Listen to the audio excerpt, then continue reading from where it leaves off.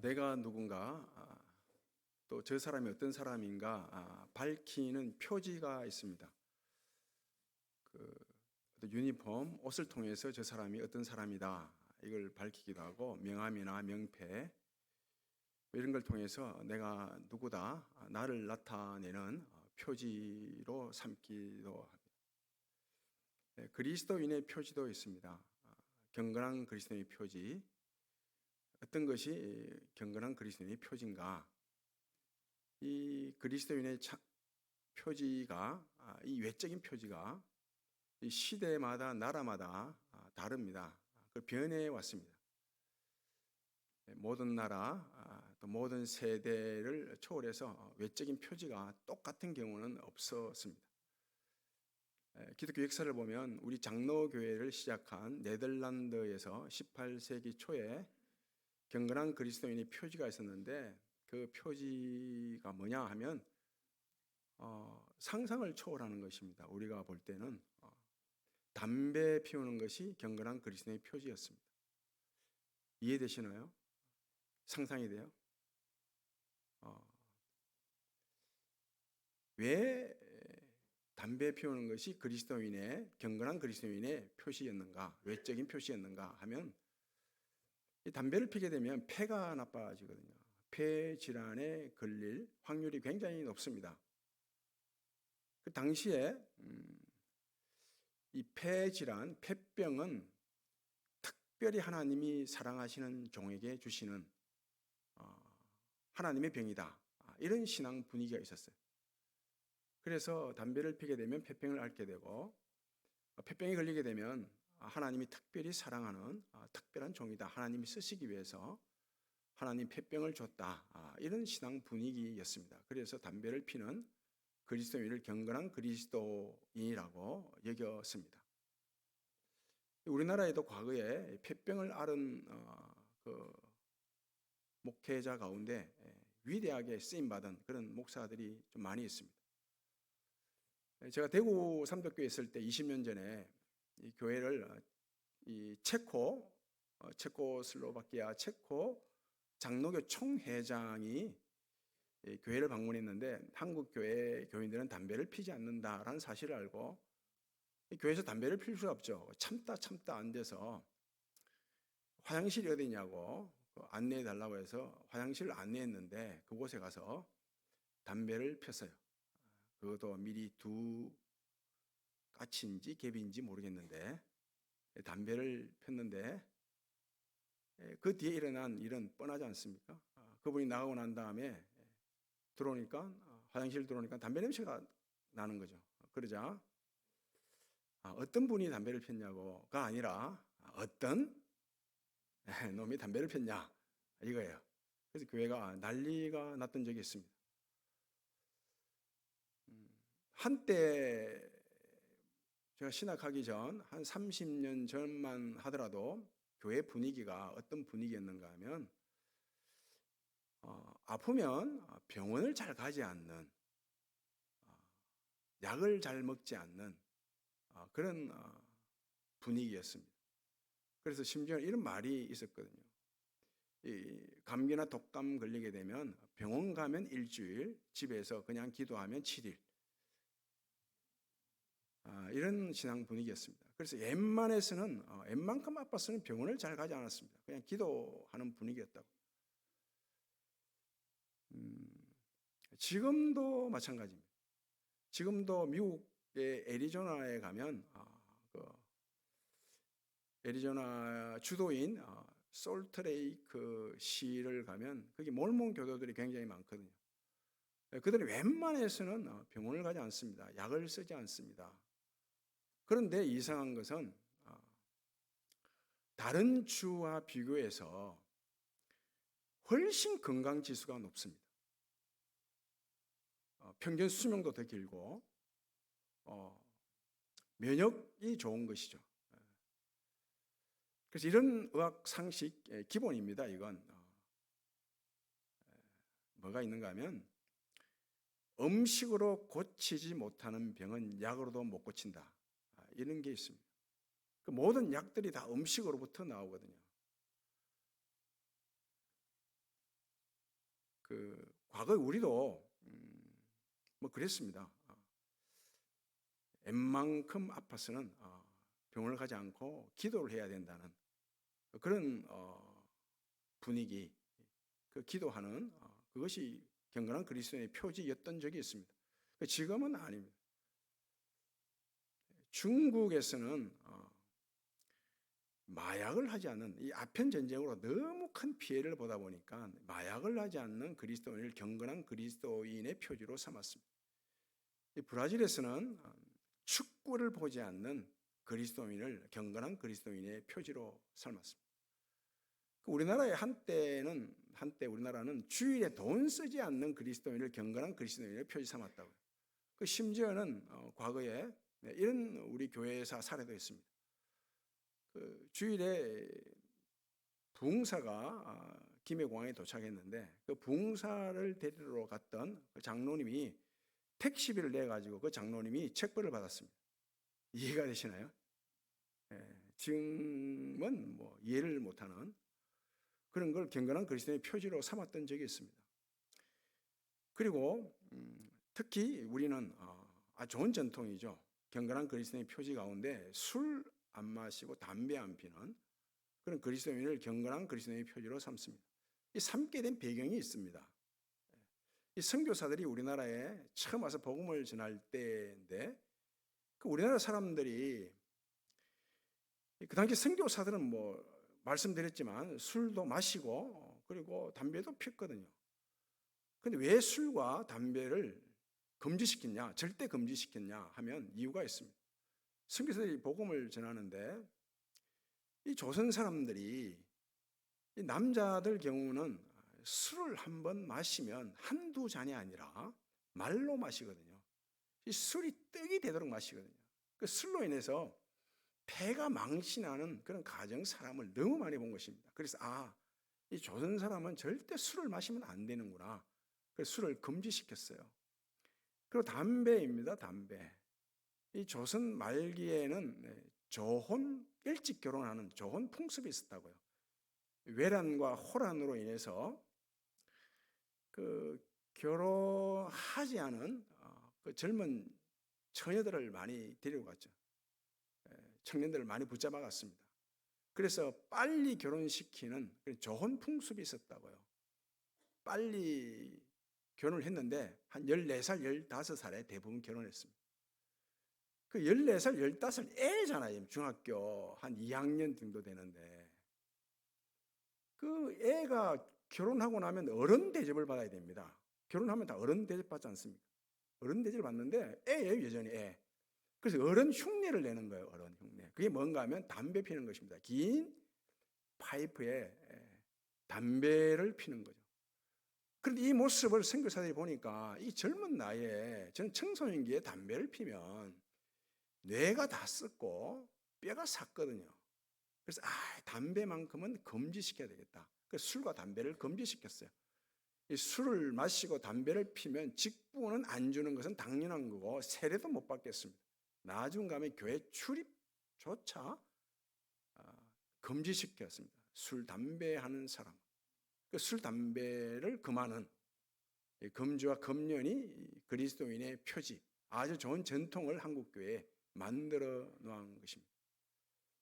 초대교회 교인들의 경건한 그리스도인의 표지는 물고기였죠. 물고기, 익투스, 예수 그리스도 하나님의 아들 나의 주님 이란 뜻을 가진 익투스 물고기 표시가 경건한 그리스도인의 표시였고, 그리고 나중에 박해가 끝나고 기독교가 로마의 국교가 되고 난 뒤로는 키로라는 그 PX 있잖아요. 그것이 경건한 그리스도인의 표시였습니다. 이 경건한 그리스도인의 외적 표시는 나라마다 다르고 또 시대마다 조금씩 변해온 것을 알 수 있죠. 그러면 변하지 않는 그리스도인의 참된 표지, 경건한 그리스도인의 참된 표지가 뭐냐 하면 말씀입니다. 말씀이 믿어지는 믿음이 경건한 그리스도인의 변하지 않는 영원한 표지입니다. 이 요한복음은 말씀으로 시작합니다.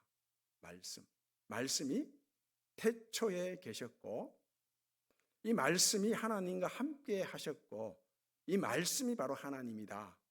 여기서 말씀은 바로 예수 그리스도죠. 그 예수 그리스도가 태초에 계셨고 말씀이 태초에 계셨고 이 말씀이 하나님과 함께 하셨고 이 말씀 예수 그리스도가 하나님이시라. 이 말씀이 우주 만물을 지었다라고 말씀합니다. 창조했다는 거예요. 로마서도 그렇고 골로새서도 그렇고 성경 곳곳에 보면 말씀에 의해서 만물이 창조되었다고 말씀합니다. 만물이 말씀으로 말미암고 말씀으로 말미암다가 또 말씀에게로 만물이 돌아간다. 이런 말씀도 있습니다. 예수 그리스도께서 아브라함이 있기 전부터 내가 있었다라고 말씀하죠.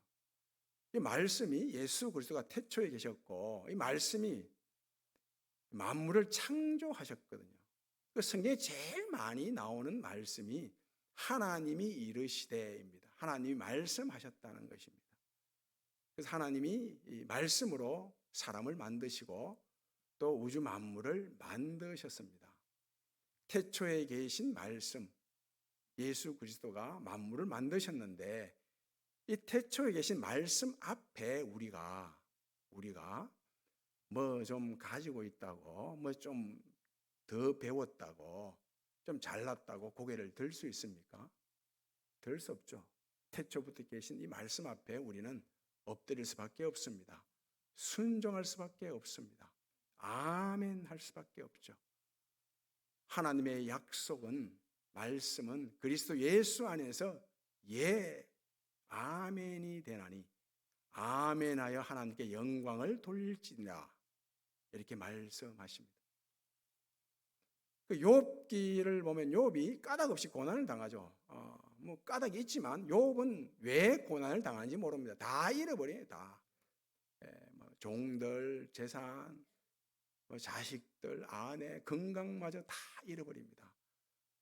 이 까닭 없이 고난을 당하는, 엄청난 고난을 당하는 욥을 위로하기 위해서 친구들이 찾아와서 서로 긴 지루한 공방을 벌입니다.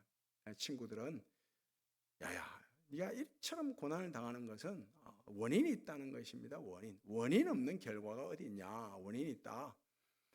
네가 혹시 죄를 지은 것이 원인이 아니냐? 아니다, 나 죄 짓지 않았다. 그러면 과거에 네가 지은 죄가 있을 것이다. 아니다, 난 과거에 지은 죄도 없다. 네가 모르는 죄가 있을 것이다. 아니다. 아니면 네가 아니면 네 자식들이 죄를 지었을 것이다. 아니다. 네가 모르는 자식들이 몰래 또 죄를 지었을 것이다. 자꾸 지랑 공방을 한다고요. 욥기가 42장인데 무려 35장에 걸쳐서 지루한 공방을 펼친다고요.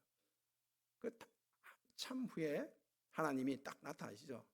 욥기 38장에 나타나서 찾아오셔서 하나님이 말씀하시기를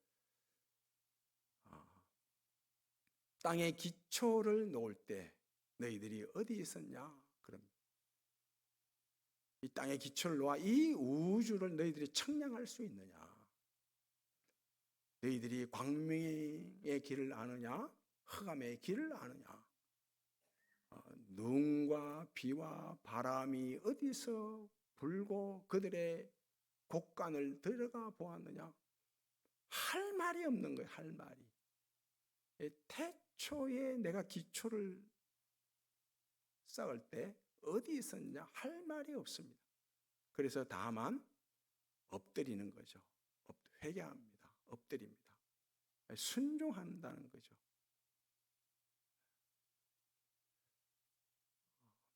말씀이 우리를 만드신 거예요. 이렇게 말씀하죠. 이사야 43장 말씀 보면 야곱아 너를 창조하신 하나님께서 지금 말씀하시느니라. 이스라엘아 너를 지으신 하나님께서 말씀하시느니라. 두려워하지 말라. 너는 내 것이라. 내가 너를 지명하여 불렀나니 너는 내 것이라. 이렇게 말씀합니다. 하나님이 지었대요. 하나님이 창조했대요. 야고보서 1장 18절 말씀이죠. 진리의 말씀이 우리를 낳으셨느니라. 진리 말씀이 우리를 낳았다고 말씀합니다.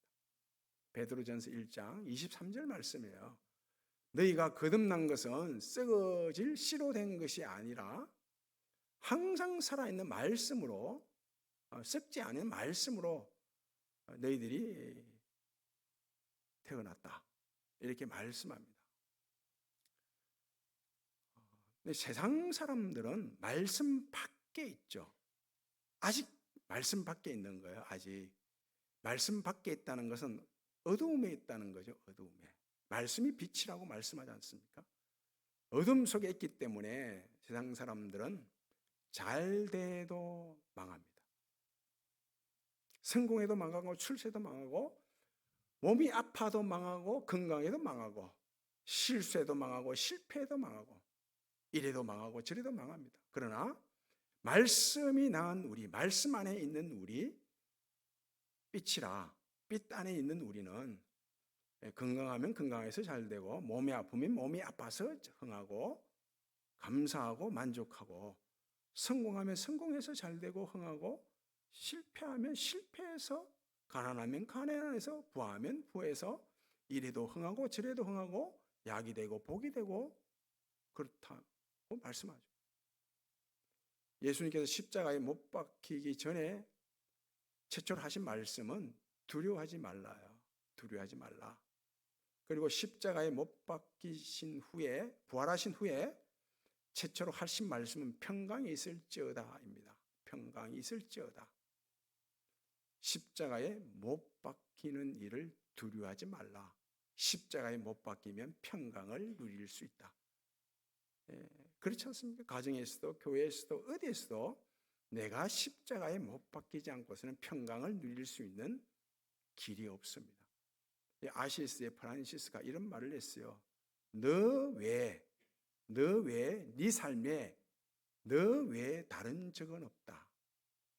내 자아를 욕심을 십자가에 못 박게 되면 평강을 누리게 됩니다. 부모가 자식을 낳죠. 낳은 것으로 끝이 아니죠. 낳고 나면 기르지 않습니까? 양육하죠. 다 챙겨줍니다. 부모가 자식을 위해서 못할 게 뭐 있습니까? 먹이고 재우고 입히고 용돈 주고 공부시키고 다 하죠. 심지어 죽어서라도 자식을 위하지 않습니까?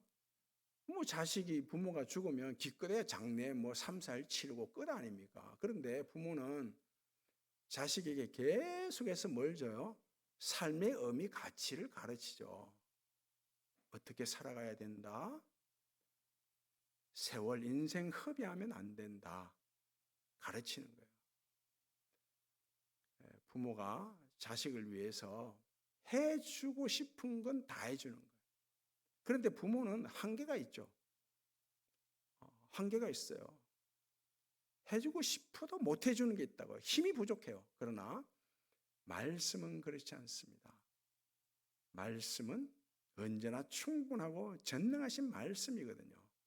말씀은 우리를 태어나게 할 뿐만 아니라 끝까지 우리와 함께 하시고 우리의 삶을 인도하시고 마지막 하나님 보좌, 영광의 보좌까지 이르게 하십니다.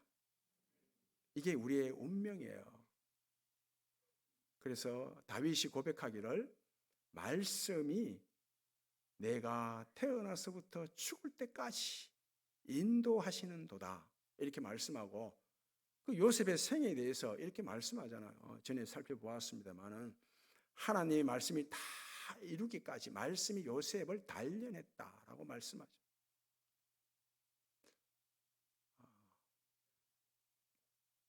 그 유괴범이 자녀를, 내 아들 딸을 유괴했습니다. 납치하는 거야. 납치를 하고 딱 칼을 들고 자녀 목에 딱 갖다 대고 뭐 돈을 얼마 갖다 주지 않으면, 가지고 오지 않으면 죽이겠다 그럽니다.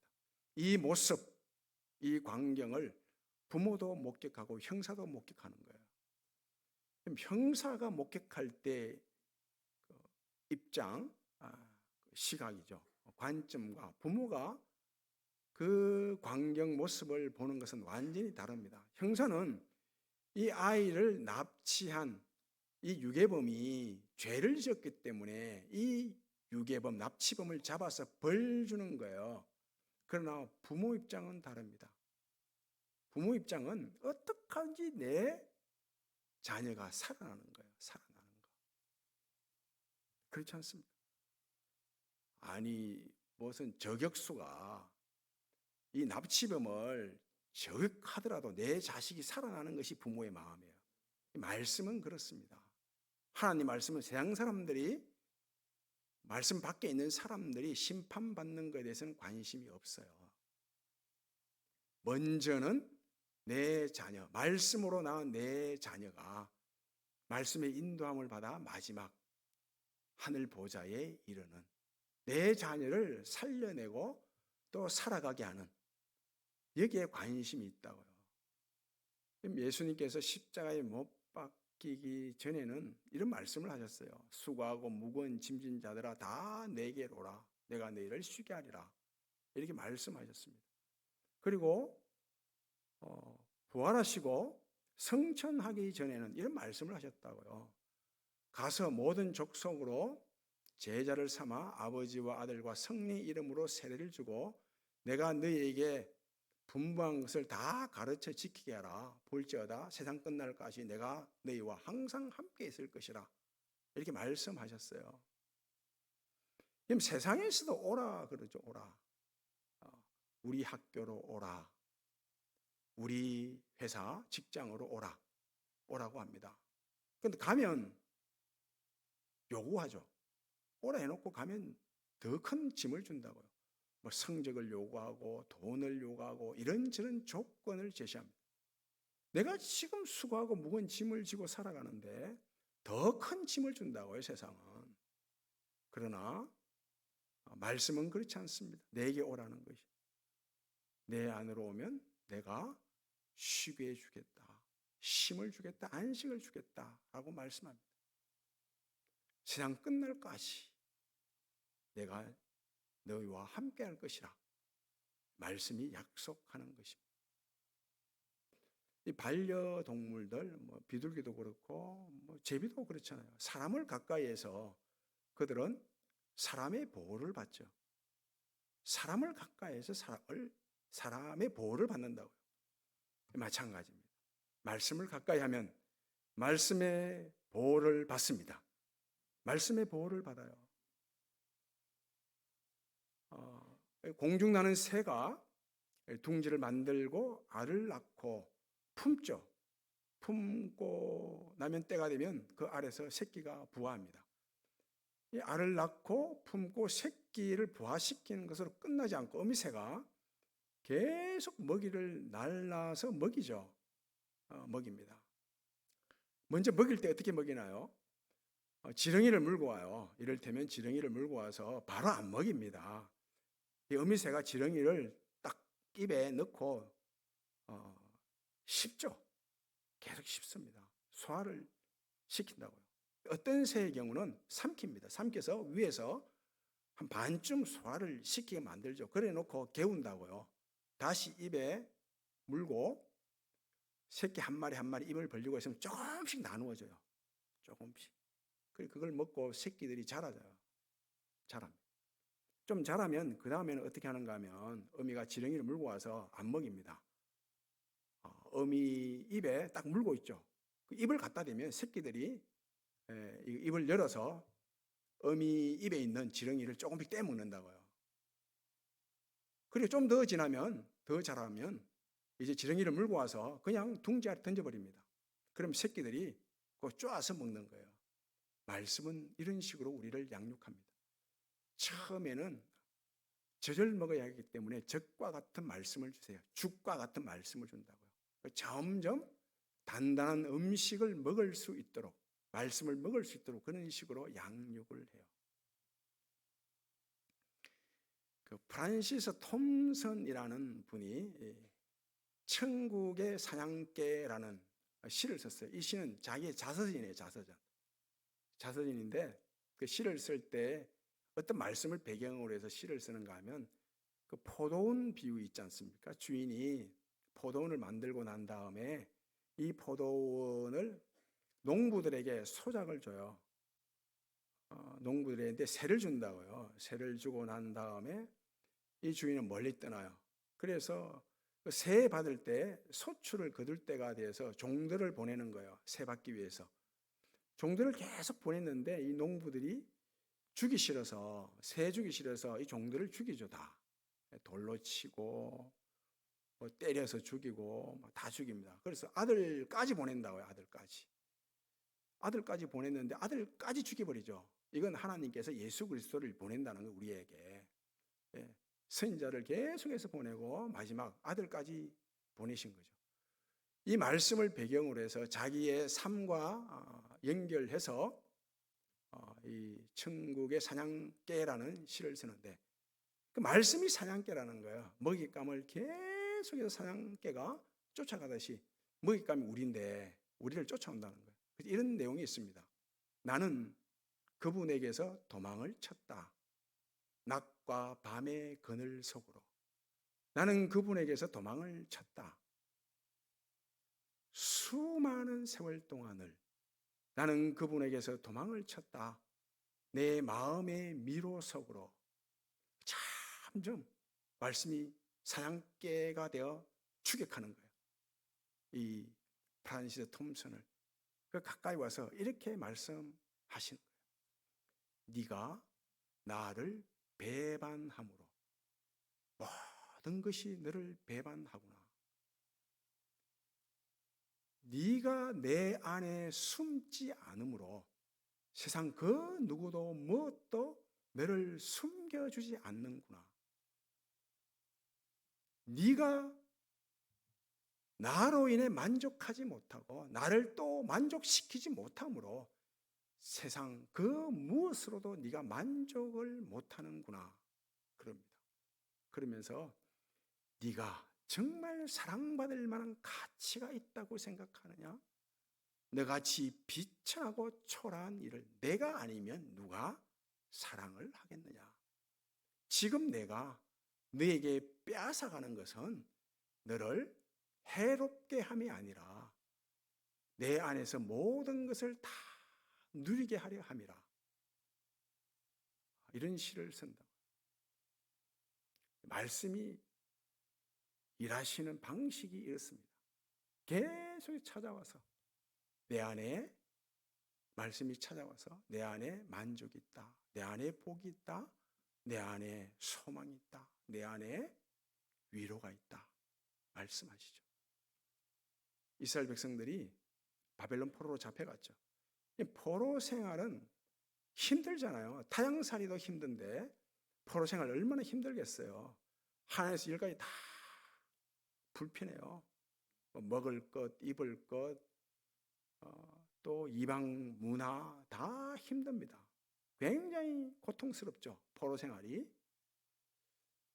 이 포로 생활이 고통스러운데 더 고통스러운 것은 이방 사람들이 이스라엘 백성들을 향해서 비난하는 거죠. 야, 너희들이 믿는 하나님이 살아계신 하나님이고 전능하신 하나님이면 너희들을 정말 사랑하면 너희들이 왜 이방 포로로 잡혀왔냐? 이렇게 비난하는 것입니다. 조롱하는 거죠. 너희들이 섬기는 신은 죽었다는 거예요. 아니면 무능한 신이다. 무능한 하나님이니까, 하나님이 죽어 있으니까 너희들이 포로로 잡혀오는데 하나님이 아무 손을 안 쓴 거 아니냐. 이런 식으로 조롱하고 비웃고 비난하고 정죄하는 것입니다. 견딜 수 없는 거죠. 그런데 보세요. 이스라엘 백성들이 뭐 잘하는데 포로로 잡혀갔습니까? 하나님을 제대로 안 섬겼잖아요. 하나님도 섬기고 세상도 섬기고 뭐 오락가락했다고요. 그 자기들 잘못으로 포로로 잡혀간 거예요. 그래서 어쩜 이스라엘 백성들이 이런 조롱을 받고 이방 땅에서 고난을 당하는 것은 어쩜 당연한 것입니다. 그런데 하나님 입장을 보세요. 하나님 입장. 하나님 입장이 뭐예요? 지금 하나님의 이름이 이방 사람들에 의해서 굉장히 조롱받고 있잖아요. 이방 사람들의 입을 통해 하나님의 거룩한 이름이 더러워지고 있다고요. 하나님 그런 하나님 아닌데, 죽은 하나님 아니고 살아계신 하나님인데, 무능한 하나님이 아니고 전능하신 하나님인데, 지금 이방 사람들이 입을 통해서 하나님은 무능하다, 하나님은 죽었다, 하나님은 너희들을 사랑하지 않는다, 이런 비난, 하나님이 당하는 것입니다. 이런 경우 있잖아요. 자녀가 밖에서 좀 엉뚱한 짓 하고 못 살아가면 제대로 자기 역할을 못하고 못난 짓 하면 그러잖아요. 야야, 네 아버지 누구고? 그러잖아요. 아버지 누구? 네 누구 아들이고? 그런다고요. 분명히 애가 잘못했는데 아버지 이름이 욕을 먹고 집안이 욕을 먹는다고요. 이와 똑같은 거예요. 지금 분명히 이스라엘이 잘못해가지고 포로로 잡혀갔는데 이방 사람들에 의해서 하나님이 욕을 먹고 있다고요. 하나님이 이걸 견딥니까? 못 견딥니까? 하나님 이름이 더러워지고 있는데 견디지를 못하는 거예요. 그래서 하나님께서 내 이름이 이방 땅에서 이방 사람들에 의해서 경멸이 여김받고 있다. 내가 이걸 못 견디겠다. 내가 이제 내 이름을 위해서, 거룩한 내 이름을 위해서 내가 열심을 내겠다. 다시 언약을 맺겠다라고 말씀합니다. 이 새 언약이에요. 새 언약. 말씀이 육신이 되어 우리와 같은 모습 모양으로 오시고 우리와 같은 모양 모습으로 사시다가 십자가에서 죽으시고 부활하시고 성천하사 성령을 보내주시죠. 그래서 그 성령으로 맺는 새 언약, 새 약속을 맺겠다. 그래서 더러워진 내 이름이 다시 거룩한 이름으로 회복될 것이다. 이렇게 말씀하신다. 날 사랑하심, 날 사랑하심. 성경에 쓰여있네. 내 이름이 하나님의 생명책 말씀 안에 기록되어 있습니다. 말씀에 기록되어 있기 때문에 하나님께서 찾아오시는 거예요. 말씀이 찾아오는 거죠. 너는 내 사랑하는 아들이라. 너는 내 기뻐하는 자라. 말씀하십니다. 이 말씀이 믿어지는 믿음, 이 믿음이 변하지 않는 경건한 그리스도인의 표지입니다. 이보다 큰 은혜 없죠. 말씀이 믿어지는 은혜, 이 말씀이 믿어지는 믿음, 이보다 큰 믿음 없고 이보다 큰 은혜 없습니다. 하나님의 말씀은 전능하십니다. 어디에도 살아있습니다. 나와 함께 하십니다. 하나님께서 친히 열심을 내서 이 말씀이 나를 계속해서 추적합니다. 추격하죠. 그리고 말씀하십니다. 너는 내 사랑하는 아들이라. 내 사랑하는 딸이라. 내가 너를 기뻐하노라. 말씀하십니다. 이 말씀이 믿어지는 믿음이 경건한 그리스도의 표지임을 알아. 늘 말씀에 의해서 인도함을 받고 마침 말씀이 영광의 보좌, 천국 보좌까지 이르게 하시는 그런 놀라운 축복이 여러분들의 복이 되기를 바랍니다. 아버지 하나님 감사합니다. 말씀이 계속해서 나를 찾아오셔서 너는 내 사랑하는 자녀라, 내 기뻐하는 자녀라 말씀하기에 이 말씀이 믿어지는 믿음을 가지고 매일매일 주님과 동행하며 살아가는 은혜가 있게 해 주옵소서. 예수님 이름으로 기도하옵나이다.